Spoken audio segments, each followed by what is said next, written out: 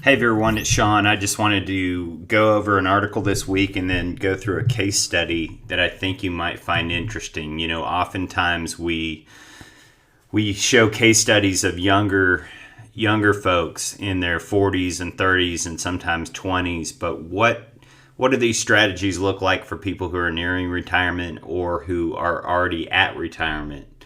Do they help? That's the question. Well, before we jump into the case study, I want to go through this article with you. It is from a guy named Steve Vernon. This is CBS Money Watch, and so this is a supposedly credible financial newsletter or report.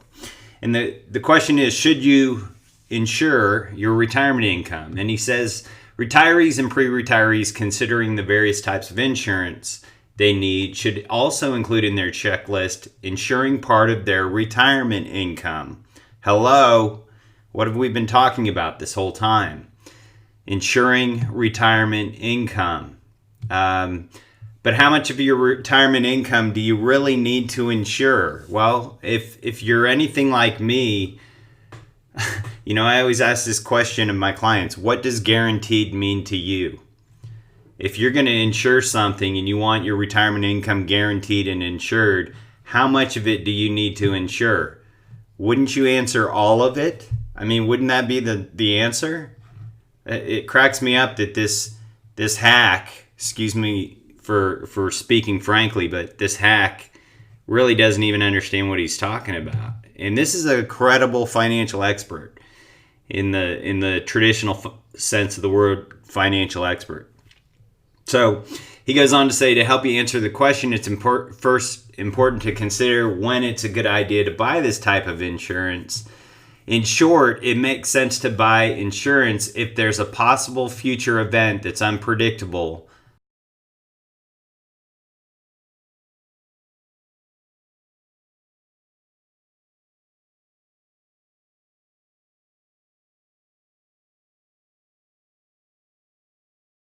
But if it happens to you, the outcome could be financially catastrophic. So following this logic, it's obvious that it's a good idea to buy fire insurance, auto insurance, medical insurance, and life insurance if you're the parent of young children. So what he's saying is you should only buy life insurance if you're the parent of young children. If an unpredictable event wouldn't result in a financial catastrophe, then insurance may not be necessary. So, because you might have the financial resources to recover. That's his point. You'll have the financial resources to recover. Okay? And then he goes on to say, for example, although losing a cell phone may be annoying and inconvenient, most people can survive it. That's why it's usually a waste of money to buy cell phone insurance. So help me understand this. Under what circumstances would losing your cell phone be financially catastrophic? I mean, this guy's I mean, this guy is almost arguing against himself in this article. It's unbelievable to me. So he's liking your retirement income and the loss of retirement income as being financially catastrophic, but he's liking that to losing your cell phone, which I don't understand how that's financially catastrophic, but whatever. He says in the case for insurance, it's more complicated. You got to consider a few things: how long you're going to live. Good for him. The investment return that you'll realize on your retirement savings. Now he's talking about retirement assets like 401ks, IRAs, mutual funds. Even just one or two stock market crashes can have the potential to dramatically reduce the retirement income that your savings can generate. That's what we call volatility. That's the volatility issue that we talk about a lot. Future inflation is another consideration when talking about your retirement income. Being susceptible to making investment mistakes, volatility, financial discipline, consistency, and the financial consequences. So ensuring your retirement income means that having sources of income that last the rest of your life, enable you to survive stock market crashes or volatility, and still cover your living expenses even if inflation pushes them higher, and are paid automatically without any effort or actions on your part. So guaranteed income is what we're talking about. And he says there are only 3 sources of retirement income that meet most or all these criteria. Social Security. Is Social Security guaranteed? I don't think it is. Second is employer paid pension funds. How many of you out there have a pension anymore? How many employers have pension funds?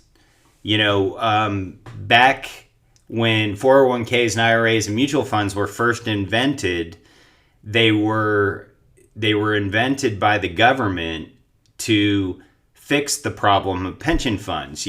Prior to that, 90% of all companies had some kind of employer-provided pension program, meaning you give them 40 hours a week working, and when you're ready to hang up your working shoes, they will take care of you in retirement.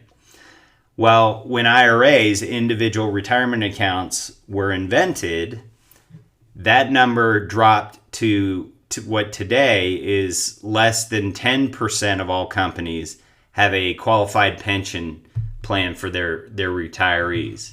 And then the last thing he says are annuities. You can buy an annuity from an insurance company that automatically pays you a monthly paycheck for the rest of your life and won't be affected by stock market crashes. So he does have some smarts, some sense to him. Still, many people don't need insurance to insure all or most of their retirement, okay, according to him. If you have enough financial resources to self-insure your retirement. So let's examine that for a while. What does it mean to self-insure your retirement?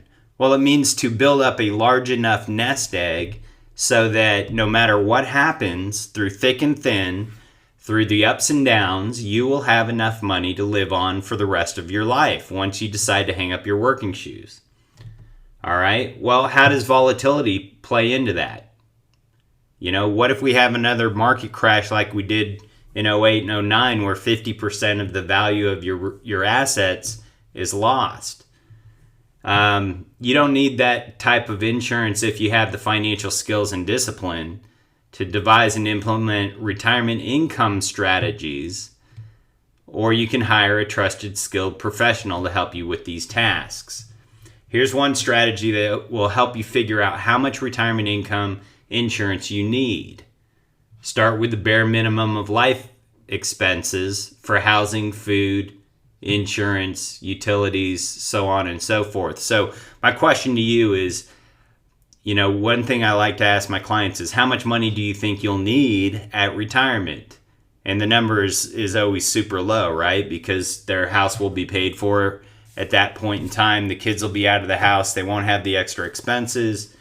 And then I ask them a follow-up question. I say, well, how much income do you want at retirement? And the answer is very different. So if you can't self-insure your retirement income by enough of a low-cost annuity such that you can cover most, if not all, of your basic living expenses together with Social Security and pension, if you have one. So what he's saying essentially is scrimp and scrape and save and do as much as you possibly can in retirement so that you don't have to spend as much money.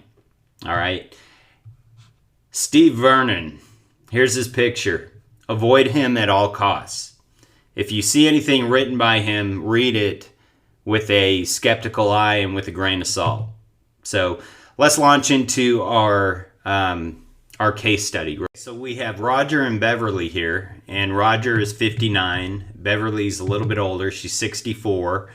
And Roger recently, as of just a few years ago, he was making about $180,000 a year at his position until he was named as a partner just this last year. And so by naming him as a partner, he got a income increase to just under $300,000 a year. It was like $278,000 a year, which is not a bad income. You know, he's extremely excited about this because he and his wife Beverly have never really had any money before at all. They never had any resources and had to work really, really hard for everything that they received. So now Roger has made partner with his firm. He's got additional income, and one of the stipulations of becoming a partner is that he must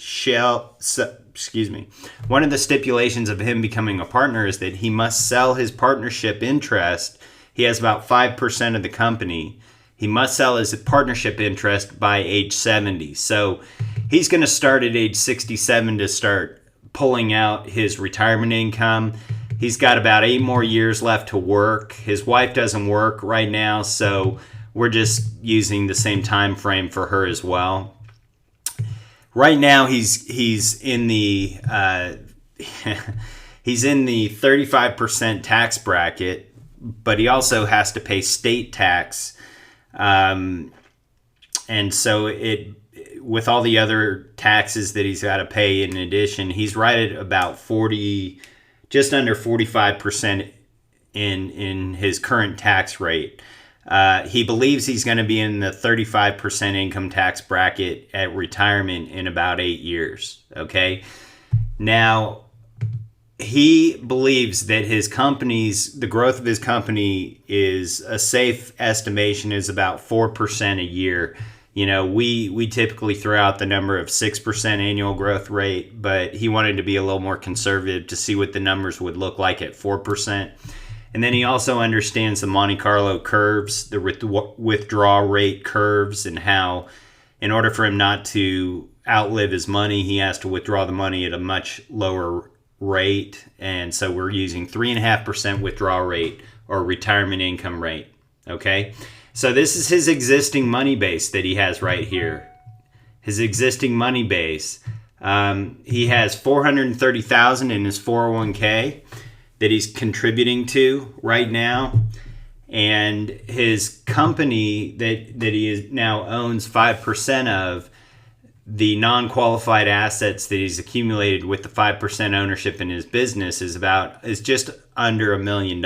So if that money were to grow at 4% a year, you can see that his 401k in 8 years will have grown to $588,000. His company stock or his percentage of ownership in the company will have grown to 1.3 million. And if we stay on those Monte Carlo curves and only withdraw the money at 3.5% a year safely, so as not to run out of money, then he'll be able to safely withdraw $66,000 a year, which is not bad. You know, remember, this is a guy he's used to making $180,000 a year. He's never really had much of anything, but this is just his existing money base today. This is without him adding anything else. What he's currently doing is he's maxing out his savings. He's saving $24,000 a year into his 401k, and his company is matching that with $6,000 a year in addition to the $24,000 that's coming out of his cash flow. Okay? He's also saving $92,000 a year in equity, in cash flow that he's putting back into the business. Okay? That's a real number. $92,000 of his income, of his cash flow, is going back into savings. Then that'll leave him with $2.1 million at age 67. Actually, just under $3 million at age 67. Okay? Not a bad nest egg at retirement. But remember, according to the Monte Carlo simulations, we've got to withdraw that money at a much lower rate in retirement so that you don't spend it all or run out of money at retirement. And so by doing so, he's left with about $107,000 a year, which he's happy with. You know, he's not too upset with that because he's going from... Normally, he's used to making $180,000 a year, and if he could make and $7,000 a year at retirement, he would be happy with that. Okay, but he met with us. He met with me and a partner of mine a couple of years ago when he made partner. Actually, just a year and a half ago when he made partner. And what we decided to do was to take, instead of putting $92,000 into savings, into non-qualified savings or assets, we decided to divert a little bit of that money into life insurance. And so he decided that he was going to divert $17,000 into life insurance. And so rather than saving $92,000 a year in equity or in non-qualified assets, he's saving $75,000 a year in non-qualified assets and diverting $17,000 into life insurance. So immediately it buys him a death benefit of $973,000, and he's been doing it for a few years. He dumped a large portion of cash into the policy in year one. We had to play around with the structure of the contract in order for him to be able to dump that much money into it year one. But he's dumping a lot of money in year one and then saving $17,000 a year. And at retirement, that will give him $220,000 in cash value and $1 million in death benefit, along with his $2 million in equity in his firm that he owns, and his 401k that's $875,000, okay? So just by adding insurance into the mix, what we've done is we have given him a bump or an increase in income, okay? What he can do at retirement is he can actually annuitize those assets, those non-qualified and qualified assets. And so annuity rates generally, I don't know if you can see this or not, but historically, annuity rates have been between 7 and 13%. We normally put 10% withdrawal rate or spend down rate on annuities here, but he wanted to be ultra conservative and only put 7%. I'm okay with that. When he starts to withdraw the money, he'll be age 68, so there's an exclusion ratio of 68%. All that really means is that they're going to be taking his principal out first. 68% of the money that he receives that's annuitized will be principal and will be non-taxable. That'll allow the money to last a lot longer. Remember, we have a $1 million death benefit here that's an after-tax death benefit. So that's a pre-tax benefit of about $1.5 million, okay?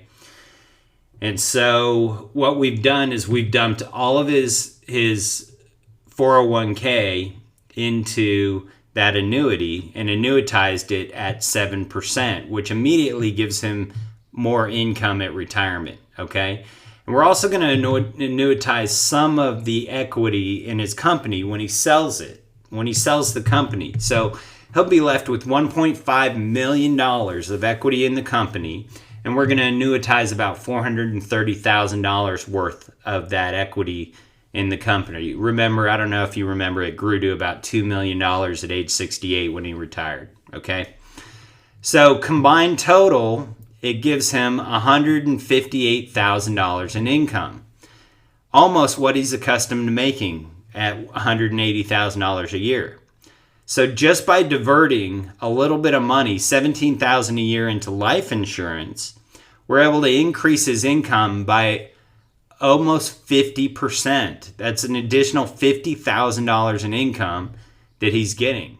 And then the volatility buffer here, what this allows us to do is to spend down the money at 8% at a much higher spend down rate, knowing that we have cash value of $220,000 in the policy that he can dip into if he ever wants to. With what he has currently, if he was to stop saving money now, he could generate about $66,000 a year in retirement.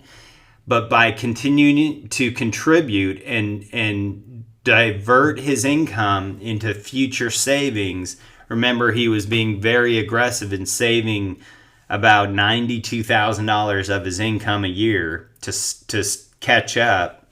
By doing that, he can safely withdraw about $107,000 a year. How much of that is guaranteed? And what does guaranteed mean to you? Okay. Now, by doing it our way and by annuitizing all or most of his assets, a portion of his assets, he can generate much higher income at retirement. And look how much of that income is guaranteed for life. $102,000 of that is guaranteed, which is almost what he was expecting to make on his current retirement plan, but none of it was guaranteed. So again, I got to ask you, what does guaranteed mean to you? That means that no matter what happens in retirement, every year a check is going to show up at his door for $102,000, period. Whether he's healthy or not healthy, whether he is excited or not excited, whether he's having a good day, a bad day, whatever the case may be, it's guaranteed income for life. And then, of course, if he wants to just use his current retirement savings and dip into his cash value, if he does have some volatile years in the market and he does lose value of his 401k or his savings, then he's got about 4.2 years of volatility buffer where he can dip into cash value in his insurance policy and not have to use his retirement savings. He has another pool of assets that he can pull from. Okay? So this is essentially what we're looking at. And when I showed him this, he was super excited about that. He couldn't believe that we could get him $50,000 more per year just by diverting a portion of what he's saving today into life insurance. That's the key concept here, okay? Now, let's see what it would look like if he was to max that out. Here we go. Here's Roger and Beverly case study number 2. Everything's the same. He's 59. He's got 8 years remaining, 35% tax bracket, same rate of return on his assets, same distribution rate on his assets. Everything's the same. Same amount of money in his 401k, same amount of money in his non-qualified account or his equity in the firm. Same amount of money saving into his 401k, same amount of money of cash flow going back into the business, showing the same amount of income as before. All right. What we're changing now is rather than diverting just a small amount of his non-qualified cash flow, rather than diverting 17,000 of that, what would it look like if we were super aggressive and we diverted $61,000 a year into life insurance? Maybe we leave the existing life insurance contract alone that has $17,000 going into it every year, and we add an additional amount to that, or we set up another account on his wife or another account on him and divert more cash flow into that policy. Now, here's the key question. Is diverting this money into life insurance, is it costing him any more than what he's currently saving or spending today? No, it's not. The answer is no. He still has the same cash flow. He still has the same amount of savings. We're just diverting those savings from a traditional type of savings into a non-traditional savings account. He still has the $80,000 up front, the same initial death benefit. The new death benefit at retirement has bumped up by $1 million because of the aggressive funding. Maybe we just bought another policy that is for $1,200,259. He does have considerably more cash value in that policy because what we're doing is aggressively funding that policy for the next 8 years so that we can get what's called premium offset, so that in 8 years he doesn't have to add another dime to the policy, which is kind of nice. So aggressively funding it for 8 years gives him $634,000 in cash value. And let's see what that looks like when we use the covered asset option. Again, same assumptions here. We're going to annuitize his 401k and his non-qualified assets at 7%, not 10%. He's in the 68% exclusion ratio because he's going to start at age 68 to get income from it. Same amount on his 401k, withdrawing it at 7% gives him $61,000 in income, guaranteed for life.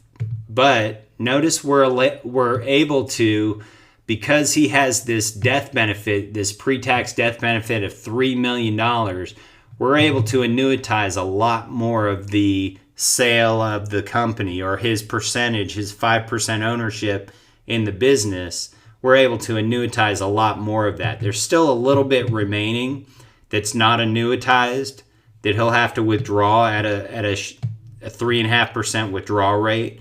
It'll give him a little bit of cash every year. But look at this bottom line. We've just effectively increased his income at retirement from $180,000 a year, which is what he's accustomed to getting, to $205,000 a year. Okay? And look how much of that is guaranteed in retirement. $200,000 is guaranteed in retirement. That means that no matter what happens to him, a $200,000 check will show up every single year for the rest of his life. Now, he's used to making $180,000. That's what he's accustomed to living on. So how nice is it going to be for he and his wife to be able to get a pay increase at retirement? And again, I want to ask you, did we do anything different? Did he have to spend any more money? No, he has the exact same cash flow that he has today. He's just diverting a little bit more of it into life insurance. When we look at the volatility buffer, it allows you to spend down a lot more of your $1.5 million that you have in your equity that you've sold, the equity in your company. You can spend it down at a higher rate. So it gives you a lot more money to spend at retirement. It actually increases his income at retirement by allowing you to dip into the cash value in the policy or use that cash value as supplemental income at retirement. And so it gives him almost 5 years of volatility. If he wants to leave his money in the 401k, or leave his money in the market, or leave that equity in stocks or something that's volatile, if the money starts going down, or if the account starts to go negative and becomes volatile, he doesn't have to pull money out of that account. He can dip into his life insurance cash value, and it gives him almost 5 years of volatility buffer, or 5 years of dipping into cash value, so that his other assets can recover. Make sense? But regardless, when you look at the summary, when you look at the bottom line here, he goes from $66,000 a year in income based on his existing money that he saved so far, $107,000 if he saves more, if he aggressively saves as much as he possibly can between now and 8 years from now, versus doing it our way, which is using life insurance in the mix, not totally, but having some life insurance in the mix allows him to go from $107,000 a year, none of that guaranteed, to over $205,000 a year, and $200,000 of that is guaranteed. Or he can decide to use the volatility buffer and pull out about $197,000 a year, knowing that he's got about 5 years of volatility, that if something were to happen to his retirement assets or his savings, that he could dip into his life insurance account for about 5 years and not touch his retirement savings. So I get absolutely giddy about this stuff because, by diverting some of the cash flow that it's already being utilized for investment, you've created an environment that increases your income and your wealth. Think about the economic leverage that cash value gives you, or look at the economic leverage that you get with death benefit. There's no other financial vehicle on the planet that has the guarantees and the economic leverage that whole life insurance does when it's mixed correctly with your other assets. So, can you buy more death benefit? Absolutely. Can you buy less death benefit? Absolutely. Absolutely. But by diverting some of the cash flow that's already being utilized for investment, you've created an environment that increases your income and your wealth. let's take a look at what the premium cost is for not doing this strategy. Okay, so let's say he's got 25 years between 68 and what is that 93, so life expectancy of 93.